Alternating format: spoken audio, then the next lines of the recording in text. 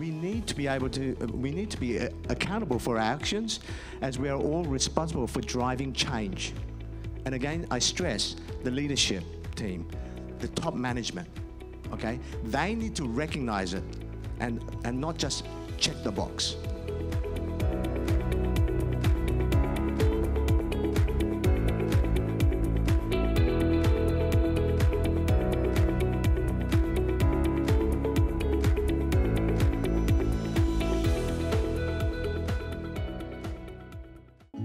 Good afternoon. 안녕하세요. 조용하시네요. Coffees, please. Okay, great.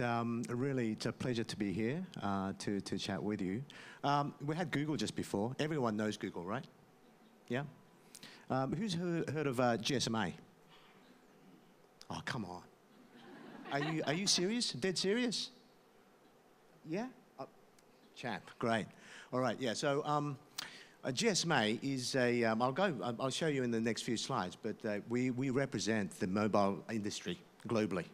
And it's we have a board of 25 mobile operators from around the world that represents pretty much around 5.5 billion mobile subscribers from around the world, okay? And so what I'll do is just explain to you what we do before we jump into our experience of creating and promoting diversity within our organisation, because we are responsible also for leading the industry, the operators per se, and also the vendors, like vendors like Ericsson and Samsung and so on, operators like NTT Docomo, KT, Vodafone, you name it. And so we do actually have a very big impact on how they do their own business, but also maintain or manage their own culture and diversity within the organisations. Okay, so having said that, I think I'd really like to allude to the previous presentations from I think in Intel. It's about I can just picture you mentioning about being able to share the data. Okay, and announcing what the findings that you had within your organisation and sharing that information externally. Okay. Also, I'd like to refer to the Google's presentation. Just do it. Okay. And it is going to be important to make sure that you don't hesitate, but go ahead and just do it. And opposite to that, the mobile sector is quite different. It's very, very conservative. And so we as GSMA, we try to bring about change and lead by showing a certain level of progressiveness to our members and for the industry. Okay? So let's have a look at, before I go into the details of who we are, so what is GSMA's value proposition? GSMA unites the mobile industry around a common agenda to unleash innovation to create a positive business environment and to produce a real societal changes on a global scale. And you may have heard of Mobile World Congress, Barcelona, hopefully? Yes? Fantastic, great. All right, fair few there. So we actually have the biggest telecoms event, world's biggest telecoms event in Barcelona in the very final week of February every year. Okay, we had it this year in Barcelona. Next year, we'll have it in Barcelona in the very final week of February. Our vision is to unlock the full power of connectivity so that people, industry, and society thrive all together. And it is important that we really unlock the power of connectivity, because we're fully aware that that still remains that, although countries like Korea, Japan, and a lot of the advanced countries, we have the benefit, the rewards of connectivity and things that come along with it. Challenge, there is still a lot of challenge, particularly in low and middle income countries. So having mentioned, okay, so just regarding just looking at the numbers in relation to what GSMA does. GSMA was founded in 1987 in Ireland to begin with. Okay, now we have our global headquarters in London. And we represent global mobile sector, which has over 5.5 billion unique mobile subscribers, and that's at the end of 2022. Now, by the end of 2022, we've been very actively contributing to the UN Sustainable Development Goals, not just SDG 5, okay, on gender equality, but GSMA's work pretty much impacts all of the 17 UN Sustainable Development Goals. In 2021, we were recognized as a breakthrough sector, and when I'm talking about the mobile sector, okay, in the UN Race to Zero Climate. So this is a little more about some of the impact that we are having, and as you can see from the slide here, the power of mobile connectivity speaks for itself with 11.1 billion cellular connections worldwide, okay, globally. In addition to that, as I mentioned before, we have around about 1,100 members globally. Of that, around 800 members are pure mobile telecommunications operators. Remainder are other associate members like Samsung and Ericsson and so forth. The Mobile World Congress that we hold in Barcelona, this year we had around about 90,000 attendees. Pre-COVID, we had 125,000, okay? Next year, end of February, we're hoping to have around about 100,000 attendees from around the world, not only from the mobile sector, but from adjacent industries as well. Okay, so having that said, now the UN Sustainable Development Goals in 2016, our Director General, Mats Granrud, led the GSMA to become the first sector to commit to UN SDGs. First sector, okay?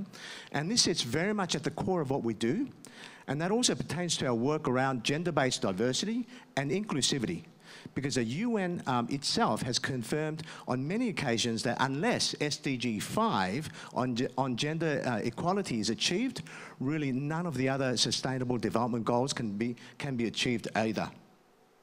And we all know that. It's a fundamental. And that's why at GSMA we are committed to driving change, and particularly change around digital gender equality and equity. Now, I'll now share how GSMA is driving this internally, because unless a company has a strong culture around these issues, change will be really difficult to drive, not just internally, but also externally. In our case, this change comes from both top, okay, and everything that you hear today is very much supported and championed by GSMA's leadership team. And our leadership team is represented by our Director General, our CMO, CRO, CTO, etc., CSO, etc. And change also comes from the bottom as well. And I don't mean it in any derogatory way. I'm on the bottom, okay, as a part of the staff, okay? Because without our employees, without involving them in the decision-making process, it is really difficult then to achieve, changing the company culture throughout the organization. So for GSMA, it was really important that we took both top and bottom-led approach to driving this change. So in 2019, we launched our flagship One GSMA Forum, which is really an employee-led forum driving diversity, equity, and inclusion at GSMA.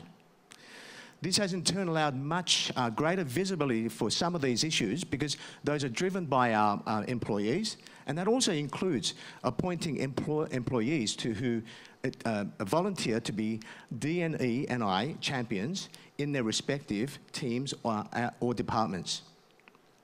And then subsequently, in 2020, the GSMA introduced a very ambitious diversity and inclusion action plan because we really recognize that commitments alone were not enough.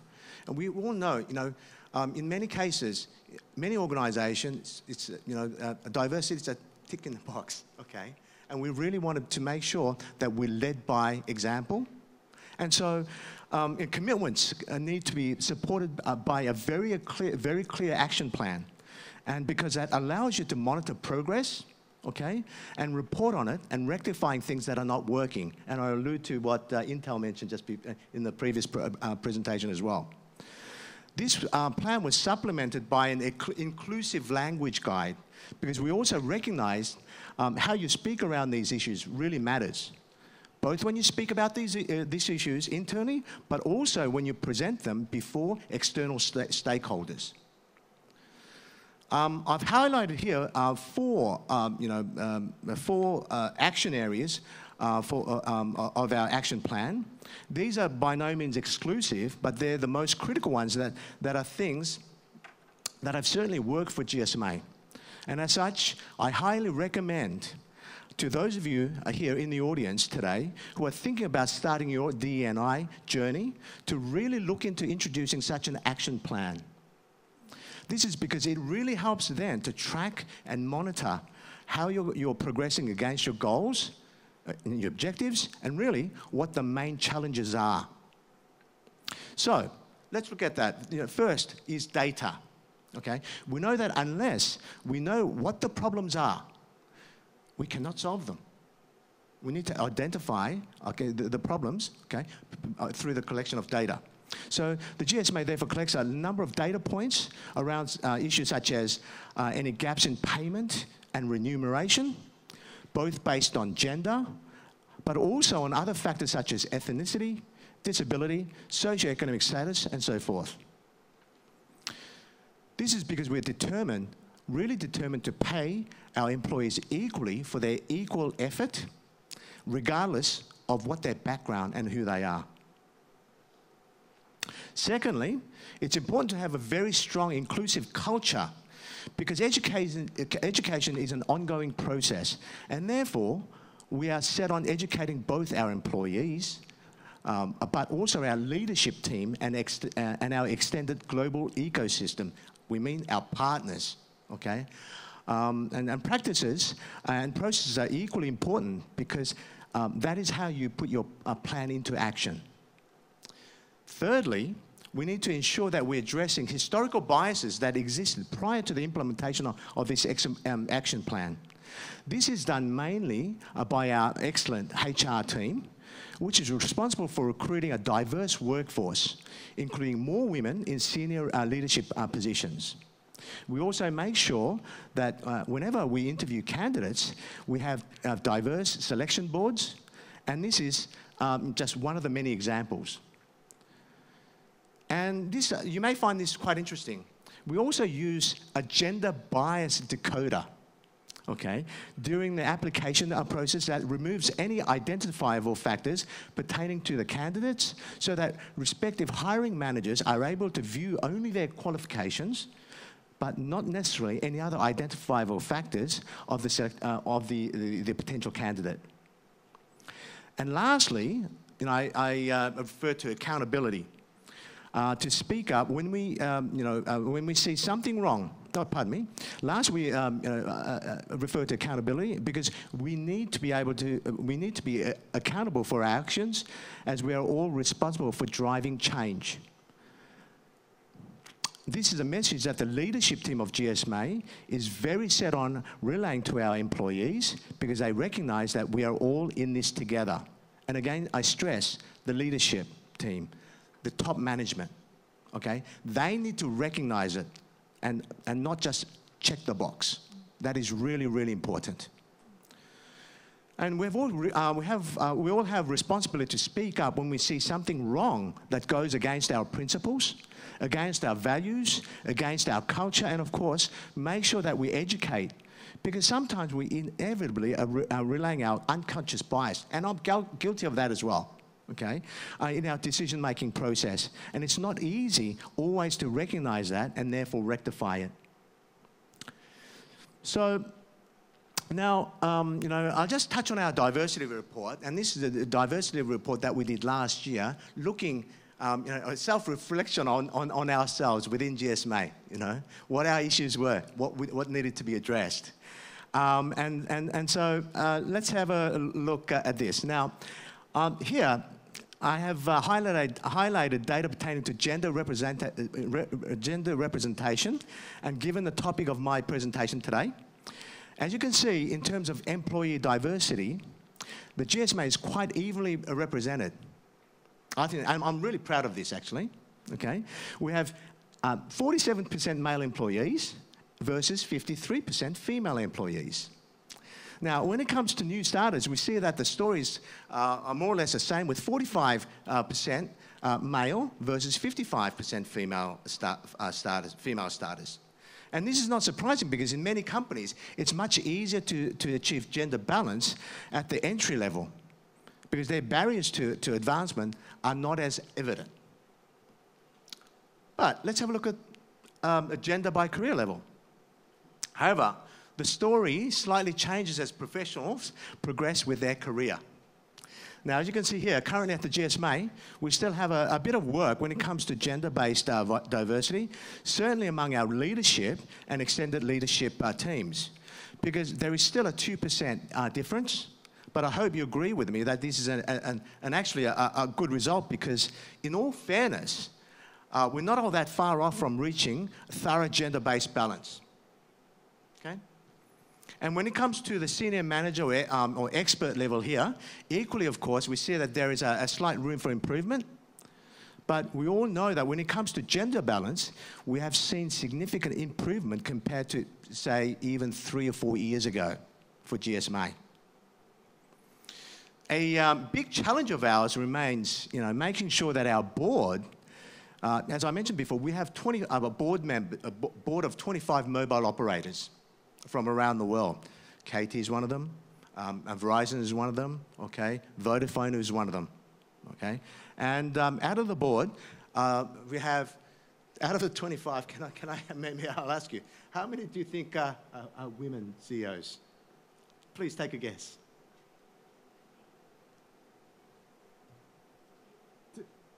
Spot on. Spot on. I think he's cheated.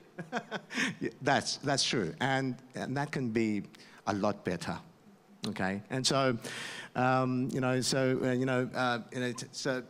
it's a commitment made by our leadership team to work together with our members to ensure that, in turn, that we put forward diverse candidates for the GSMA board in time for the next board elections.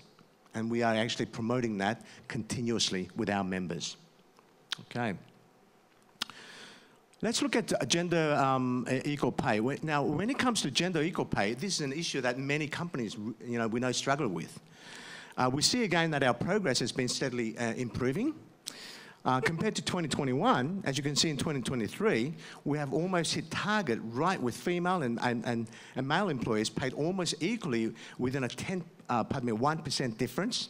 And actually, in terms of promotions, women did better in 2023, and it's great. And we hope to be able to continue to do that, because men have had a head start. as we see, in the workforce, in the economy, and so forth.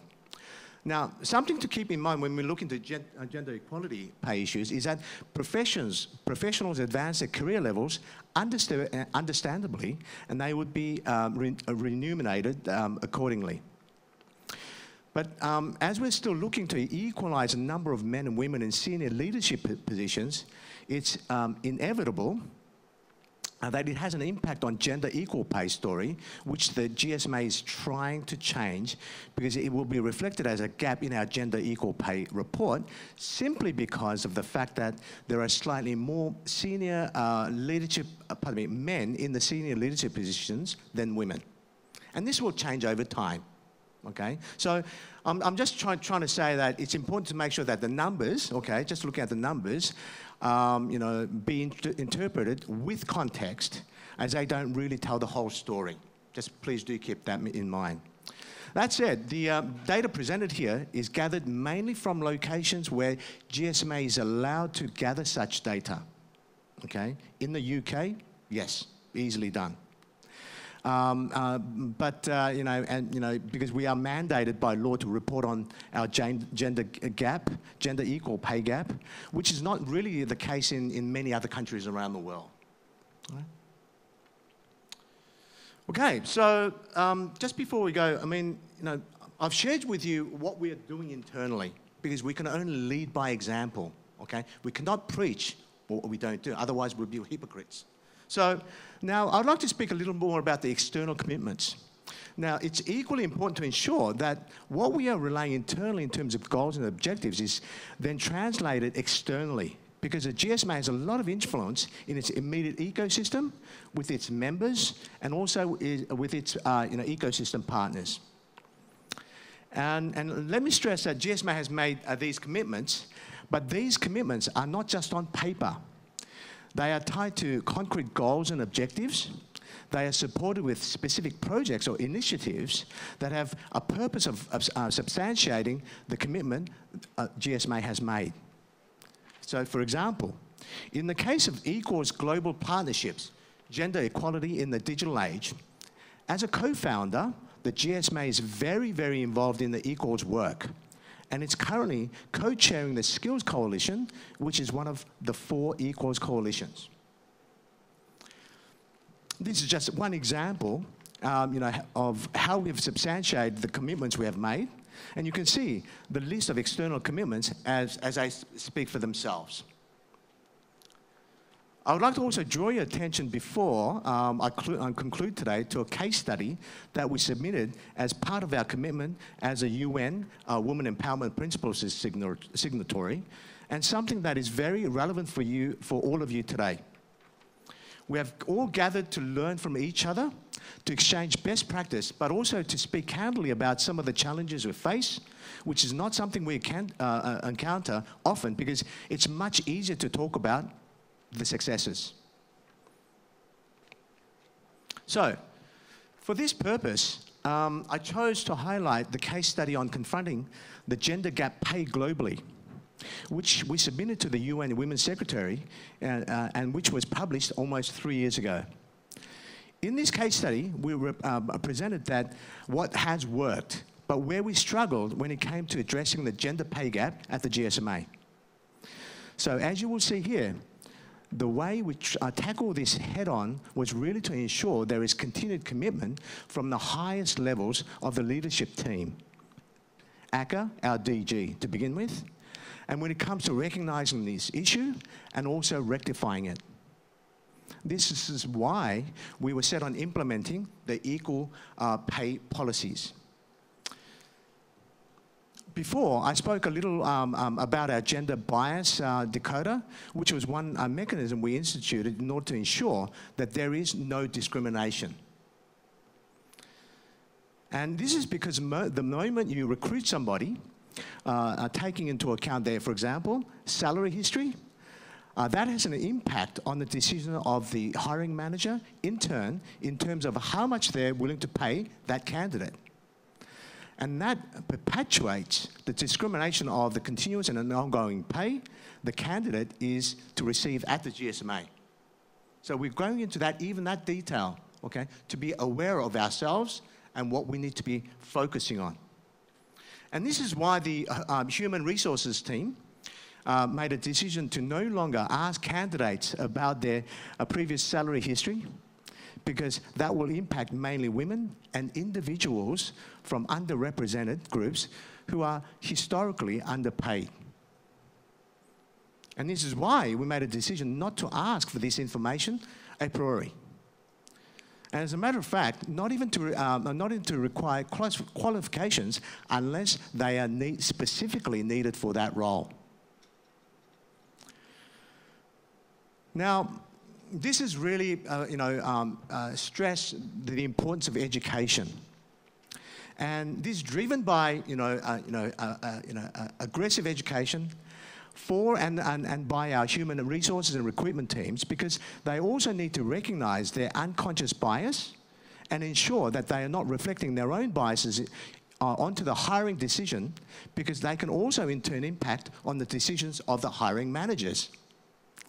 And this is something that we have also addressed with ongoing training and awareness raising. I'd also like to point out that employees need to also be heard and represented, because they need to be a part of the decisions we make, which is why we established the One GSMA Forum back in 2019.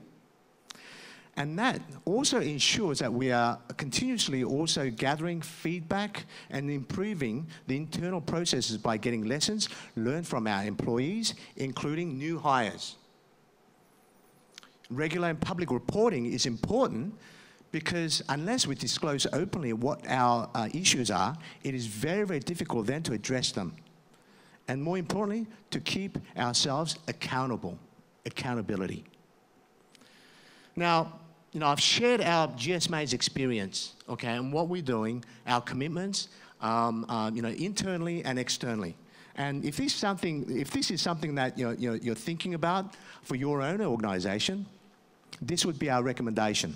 It is certainly to ensure that you are reporting internally and monitoring, but also externally, because then you can share the challenges and experiences with other organisations from your sector and learn about what has worked for them. It's all about collaboration, okay? Exchanging information and making sure that single word respect, okay, is set in concrete within the organisation.